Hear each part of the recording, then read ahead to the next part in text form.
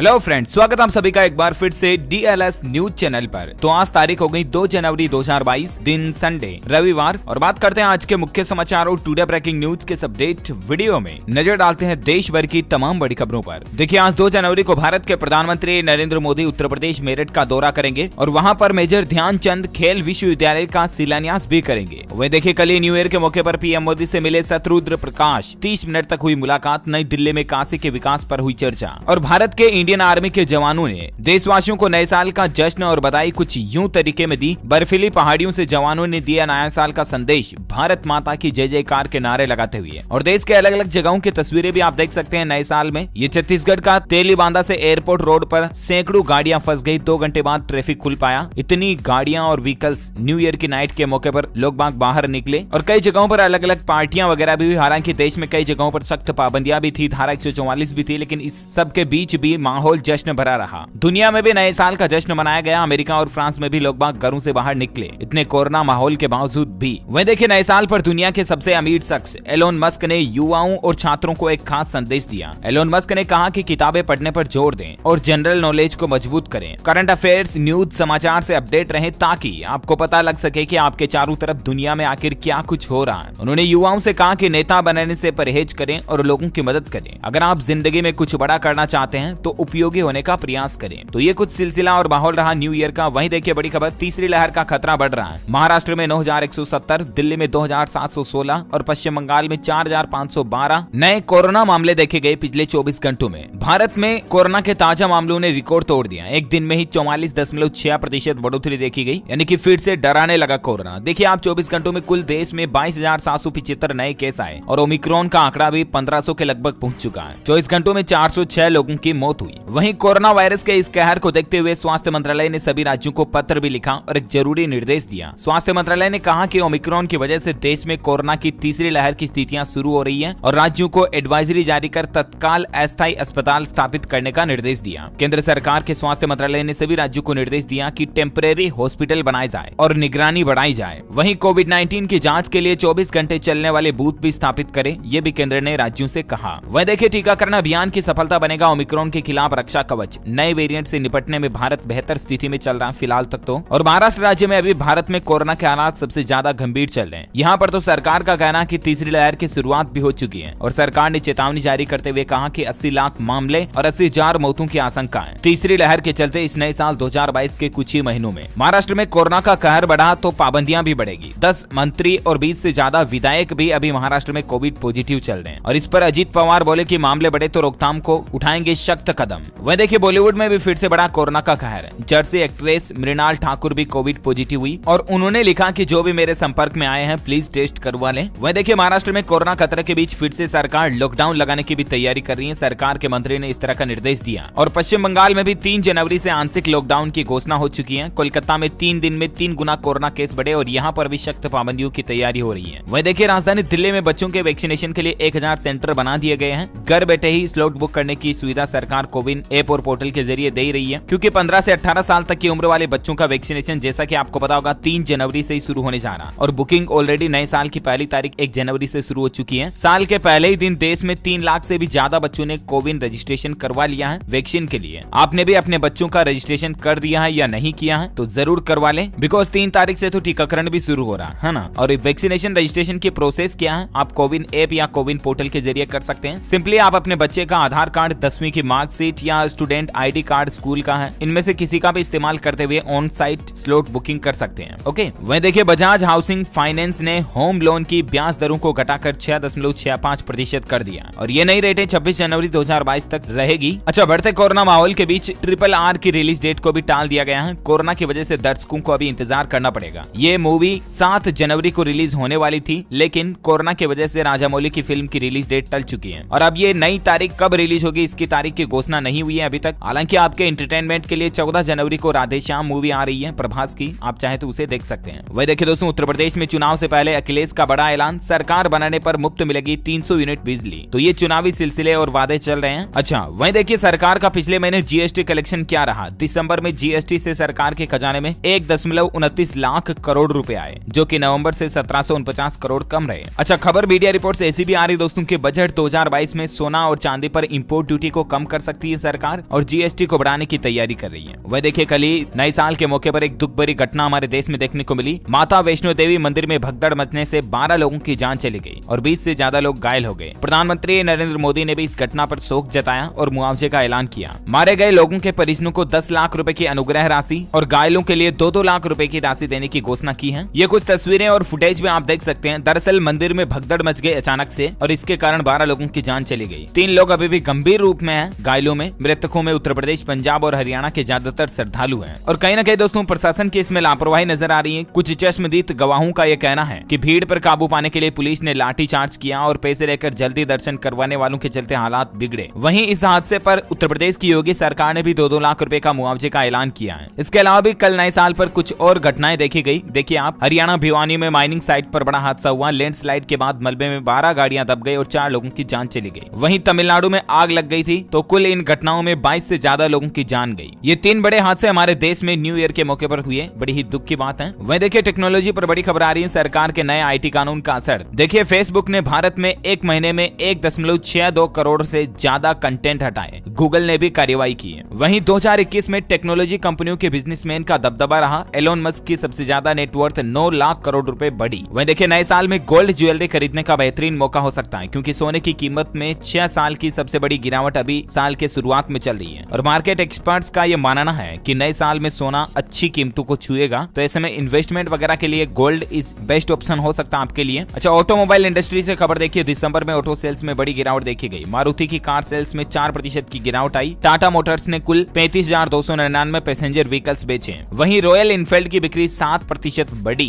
Hero MotoCorp की थोक बिक्री में भी गिरावट देखी गई और महिंद्रा की कुल बिक्री दिसंबर में 11% बढ़ी है। वहीं बिटकॉइन प्राइस अपडेट देखिए। साल के पहले दिन बिटकॉइन में बड़ी गिरावट आई। 75,000 रुपए सस्ता हुआ। और अभी बिटकॉइन, इथेरियम वगैरह क्रिप्टो करेंसी की रेट लिस्ट क्या चल रही है आप टेबल में देख सकते हैं स्क्रीन पर। अच्छा, वहीं देखिए दोस्तों कल ही प्रधानमंत्री नरेंद्र मोदी ने किसानों को भी हैप्पी न्यू ईयर 2022 का गिफ्ट दिया और उनके खातों में 2-2 हजार रुपए की राशि 10वीं किस्त के रूप में किसान सम्मान निधि योजना के तहत भेजी। और ये कुल राशि तकरीबन 20,000 करोड़ रुपए थी, जो देश भर के 10 करोड़ से भी ज्यादा किसान भाई लोगों को मिली। अच्छा, वहीं देखिए देश में बढ़ रही बेरोजगारी। झारखंड राज्य तीसरे नंबर पर, बिहार राज्य चौथे नंबर पर और हरियाणा का हाल भी काफी बुरा चल रहा है। अभी लास्ट मंथ दिसंबर का जो नया डेटा आया उसके मुताबिक देश में बेरोजगारी यानी कि अनएम्प्लॉयमेंट और भी ज्यादा बढ़ रहा है। अच्छा, वहीं सरकार के गृह मंत्रालय का एक बड़ा फैसला देखिए। 12,580 एनजीओ का विदेशी फंडिंग लाइसेंस खत्म कर दिया। सरकार का कहना है कि इन एनजीओ ने लाइसेंस का रिन्यूकरण नहीं करवाया था और इसीलिए अब ये एनजीओ विदेशों से फंडिंग नहीं पा सकेंगे। इसमें कुछ लाइसेंस गंवाने वालों में 5 बड़े नाम भी शामिल हैं। आप देख सकते हैं Indian medical association, IIT Delhi, lady Shri Ram college for women, महर्षि आयुर्वेद प्रतिष्ठान वगैरह वगैरह। वहीं खेल समाचार पर बड़ी खबर देखिए। क्रिकेट पर फिर से कोरोना का अटैक। बीसीसीआई ने स्थगित किया 2022 का बड़ा टूर्नामेंट 9 जनवरी से देहरादून में खेला जाना था, लेकिन कोरोना के चलते इसको फिलहाल कैंसिल कर दिया। अच्छा, भारत के लिए एक बड़ी ही अच्छी और गौरव की बात देखिए। भारत 8वीं बार बना अंडर 19 एशियाई चैंपियन। श्रीलंका को 9 विकेट से हराकर भारत ने शानदार जीत हासिल की है और फाइनल में श्रीलंका को हराकर एशिया कप पर भारत ने कब्जा जमा लिया। और सेंचुरियन की जीत का जश्न भी देखिए आप। विराट कोहली, राहुल द्रविड़ ने सेंचुरियन की ऐतिहासिक जीत के बाद डांस किया। इनके कुछ वीडियो फुटेज वायरल हो रहे हैं, आप देख सकते हैं। ये हम सभी भारतीयों के लिए भी बड़े ही गौरव का पल है। अच्छा, वहीं देखिए नए साल पर उद्धव ठाकरे का तोहफा।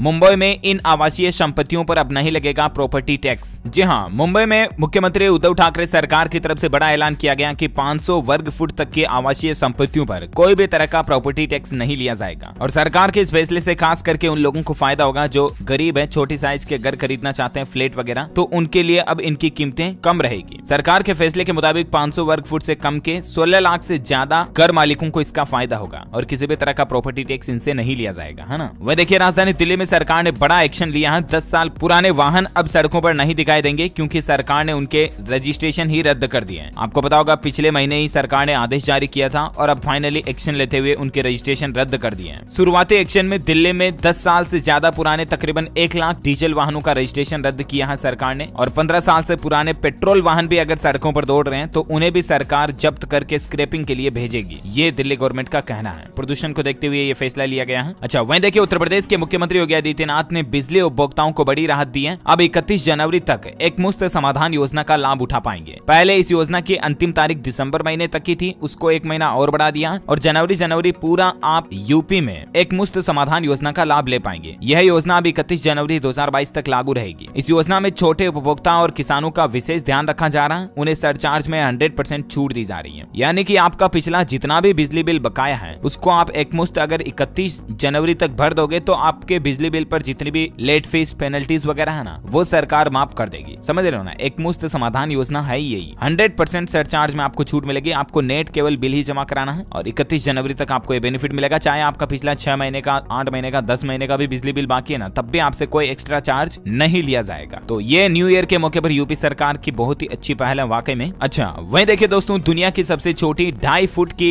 लंबाई की महिला एलिफ कोकामेन इनका नाम था, इनका निधन हो चुका है। इनकी उम्र अभी तक केवल 33 साल थी। एलिफ तुर्की के उस्मानिया प्रांत स्थित कादिरेली शहर की रहने वाली थी। उनका नाम दुनिया की सबसे छोटी महिला के रूप में गिनीज वर्ल्ड रिकॉर्ड में भी दर्ज हो चुका है। हाल ही में कुछ दिनों पहले इनकी अचानक से तबीयत खराब हुई, बीमार हुई है और अब इनका निधन हो चुका है। ईश्वर इनकी आत्मा को शांति दे, हमारी यही प्रार्थना है। अच्छा, तकनीक का एक नया करिश्मा देखिए आप। वीवो कंपनी एक इस तरह का नया स्मार्टफोन लेकर आ रही है। 5 जनवरी को ये हमारे भारत में लॉन्च होगा और भारत का पहला रंग बदलने वाला फोन होगा। यानी कि अब आपको मोबाइल खरीदने के लिए चॉइस नहीं करना पड़ेगा कि आपको ब्लैक कलर का लेना, सिल्वर लेना, व्हाइट लेना, रेड लेना, ब्लू लेना, पिंक लेना। ये आप कंफ्यूजन नहीं रहोगे क्योंकि मोबाइल का कलर आप जो चाहोगे वो रख पाओगे। Multi colour 3D curve display वाला होगा जिसमें आपको 5G वगैरह सब कुछ तो मिलेंगे ही। 5 जनवरी को ये लॉन्च होगा और एक्सपेक्टेड प्राइस इसकी 29-30 हजार से लेकर 40 हजार तक हो सकती है ना। और वहीं देखिए अगली बड़ी खबर, चुनाव आयोग और डाक विभाग के बीच हुआ समझौता। पोस्टमैन घर पर डिलीवर करेंगे मतदाता पहचान पत्र। जी हाँ, इस बार दोस्तों देश में वोटिंग रेशियो को और भी ज्यादा बढ़ाने के लिए सरकार के इलेक्शन कमीशन यानी कि चुनाव आयोग की तरफ से एक नई पहल शुरू की गई है और अब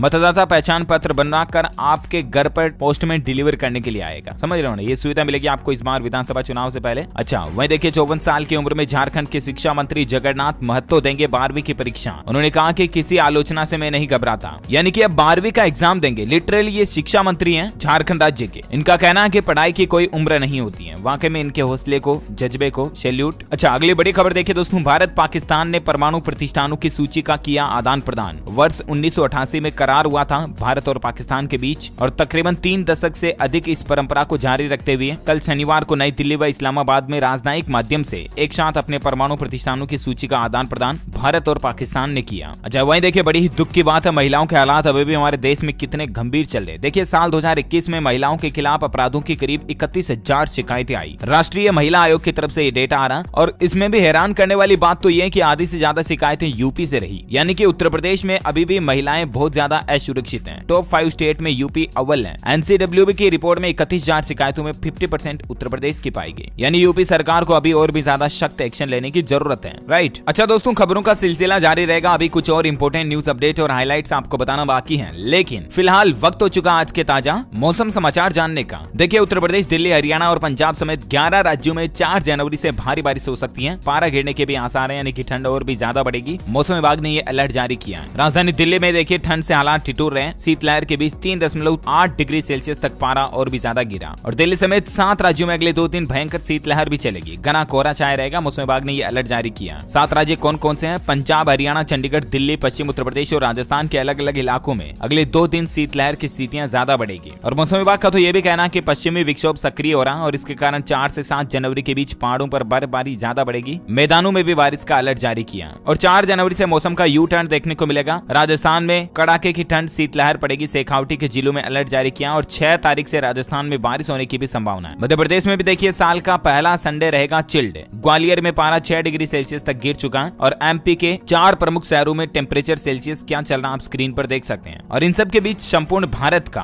आज 2 जनवरी 2022 का मौसम पूर्वानुमान आखिर क्या कहता है, तो आपको बता दूं अगले 24 घंटों के दौरान गिलगित बाल्टिस्तान, मुजफ्फराबाद, लद्दाख और जम्मू कश्मीर के कुछ हिस्सों और उत्तराखंड के अलग अलग हिस्सों में हल्की से मध्यम बारिश और हिमपात हो सकता है। वहीं तमिलनाडु के तटीय इलाकों में हल्की मध्यम बारिश की भी संभावना है। रायलसीमा, दक्षिण तटीय आंध्र प्रदेश, आंतरिक तमिलनाडु में हल्की मध्यम बारिश हो सकती है। केरल, दक्षिण कर्नाटक, लक्षद्वीप, अंडमान निकोबार के भी अलग अलग हिस्सों में बारिश देखने को मिल सकती है। उत्तर पश्चिमी भारत में न्यूनतम तापमान में बढ़ोतरी या मामूली बढ़ोतरी होने की संभावना है। और अगले 48 घंटों के दौरान पूर्वी भारत के न्यूनतम तापमान में 2 से 3 डिग्री सेल्सियस की और भी ज्यादा गिरावट आ सकती है। यानी कि जाहिर सी बात है ठंड और ज्यादा बढ़ेगी। राइट। वैसे आप कौन से राज्य में रहते हैं मुझे नीचे कमेंट करके बताइएगा, ताकि मैं आपके राज्य के मौसम समाचार भी अलग से आपको आपके मोबाइल तक पहुंचा दूंगा। ओके, और चलिए अब अपन फटाफट से कुछ कोरोना बुलेटिन देख लेते हैं। देखिए कोरोना की जानलेवा रफ्तार बढ़ रही है। 24 घंटों में दिल्ली में 51% केस बढ़े और मुंबई में 12% मरीज बढ़े। और एग्जैक्ट डेटा क्या था मैंने आपको शुरुआत में बता दिया था। राइट। और वही देखिए अमेरिका में आइसोलेशन के नियमों में भी बदलाव कर दिया है। CDC ने बदलाव किया है। अब 14 नहीं बल्कि इतने दिन रहना होगा क्वारंटीन। 14 को कम करके पहले 10 किया था और एक बार फिर से इसमें बदलाव करते हुए दिनों को घटाकर 5 ही कर दिया, यानी कि आइसोलेशन अब 5 दिन का ही रहना पड़ेगा कोरोना के संक्रमण के बाद भी। अमेरिका के स्वास्थ्य विभाग CDC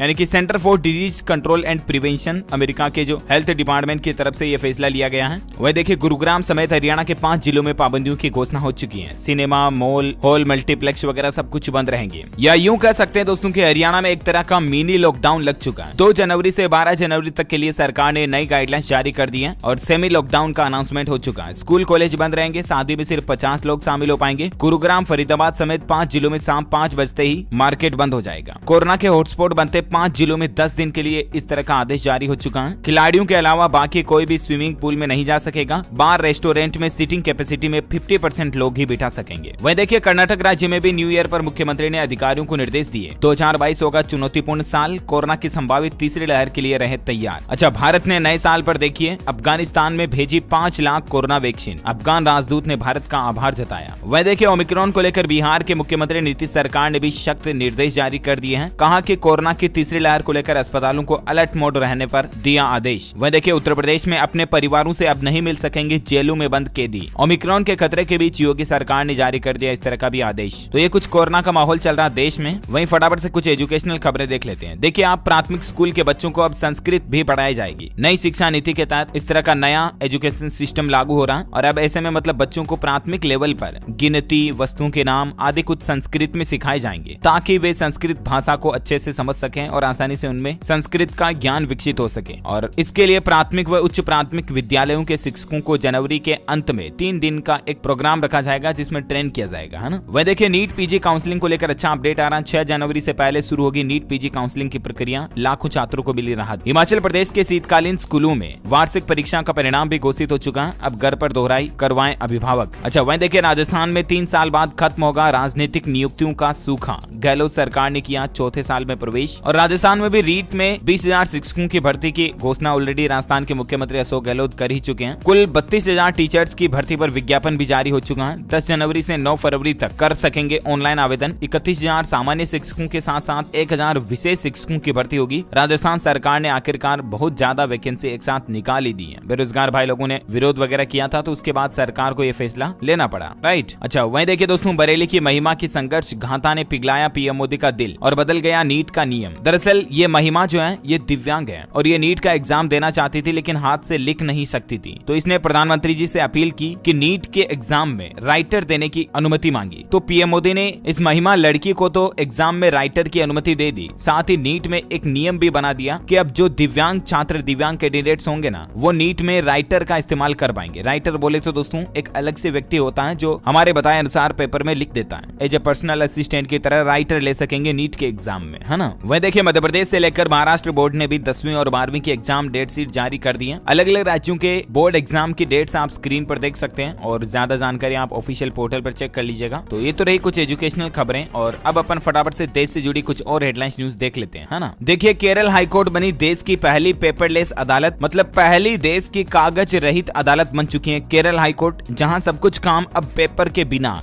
डिजिटली तरीके से हो पाएंगे। वह देखिए फरवरी में देश की रक्षा को मुस्तैद होगा S-400 सिस्टम। चीन और पाकिस्तान के हमलों को आकाश में ही खत्म कर देगा और इस तरह का सिस्टम भारत में फरवरी में इंस्टॉल किया जाएगा। अगले महीने पंजाब में ये तैनात होगा। रूसी एयर डिफेंस सिस्टम चीन पाकिस्तान की नापाक नजर से सुरक्षित करेगा सीमाओं को। 400 किलोमीटर तक ये टारगेट को भेदने में अचूक है। 5 यूनिट के लिए करीब 40,000 करोड़ की डील भारत के साथ होने जा रही है। वह देखिए टीकरी बॉर्डर पर 400 दिनों बाद वाहनों को मिली CNG, 5 पंपों पर शुरू हुई सप्लाई। इतने दिन किसान आंदोलन चल रहा था ना, तो उस वजह से, है ना। अच्छा, वहीं देखिए आंध्र प्रदेश सरकार की तरफ से नए साल पर बुजुर्गों को बड़ी सौगात दी गई है। 2500 रुपए प्रति महीना पेंशन देने का ऐलान किया है। आंध्र प्रदेश सरकार के मुख्यमंत्री जो YS जगन मोहन रेड्डी है, उन्होंने न्यू ईयर के मौके पर घोषणा की है। बुजुर्गों को मिलने वाली हर महीने की पेंशन को बढ़ा दिया। जो पहले 2250 रुपए प्रति महीना राज्य सरकार की तरफ से बुजुर्ग नागरिकों को पेंशन मिलती थी ना, उसको बढ़ाकर 2500 रुपए कर दिया। 250 रुपए की बढ़ोतरी कर दी है। वह देखिए उत्तर प्रदेश नोएडा में जल्द बनेगा हेलीपोर्ट, 43 करोड़ रुपए की आएगी लागत। अच्छा, साथ ही टेक्नोलॉजी पर बड़ी खबर देखिए, 4 जनवरी से डब्बा बन जाएंगे ये फोन। कॉल मैसेज सब कुछ बंद हो जाएगा, कंपनी ने खुद ऐलान किया। दरअसल अगर आपके पास भी ब्लैकबेरी का फोन है, जो ओल्ड पुराने मॉडल आते थे ना क्वालिटी कीपैड वाले, तो ब्लैकबेरी ने quality keypad blackberry OS phone को अब बनाना बंद कर दिया है। लेकिन डिवाइस में अभी भी सॉफ्टवेयर सपोर्ट दिया जा रहा था। तो कंपनी का कहना है कि 4 जनवरी 2021 के बाद ब्लैकबेरी ब्लैकबेरी OS डिवाइसेज के लिए आधिकारिक रूप से सपोर्ट को समाप्त कर रही है। यानी कि अब आपको ब्लैकबेरी में किसी भी तरह की कोई भी दिक्कत आती है तो उसके लिए कंपनी रिस्पॉन्सिबल नहीं होगी। अच्छा, वहीं देखिए इंडियन रेलवे की तरफ से अपडेट आ रहा है कि अब चलती ट्रेन में दर्ज होगी ऑनलाइन FIR। आपको ट्रेन छोड़कर GRP थाने जाने की भी जरूरत नहीं पड़ेगी। मध्य प्रदेश रेलवे की तरफ से यात्रियों को यह बड़ी सुविधा दी जा रही है। अब आप चलती ट्रेन में ही FIR दर्ज करवा पाएंगे। ये घोषणा GRP के 155वें स्थापना दिवस के मौके पर MP में की गई है। आप ऑनलाइन ही grp.bhopal.mp.police.gov.in पोर्टल के जरिए FIR दर्ज कर पाएंगे। अगर आपको रेल यात्रा करने के दौरान किसी भी तरह की कोई धोखाधड़ी होती है, आपके साथ कोई क्राइम होता है, तो आप ऑनलाइन ही FIR दर्ज कर पाएंगे, है ना। अच्छा, मध्य प्रदेश में बिजली के झटके के साथ न्यू ईयर का स्वागत हुआ, यानी कि MP के लोगों के लिए अब बिजली थोड़ी महंगी पड़ेगी। दरअसल बिजली विभाग ने उपभोक्ताओं को झटका देते हुए फ्यूल कॉस्ट एडजस्टमेंट को बढ़ा दिया और नए साल पर मध्य प्रदेश के लोगों को अब झटका लगेगा, क्योंकि फ्यूल कॉस्ट एडजस्टमेंट को 14 पैसे प्रति यूनिट बढ़ा दिया। यानी कि अब आपको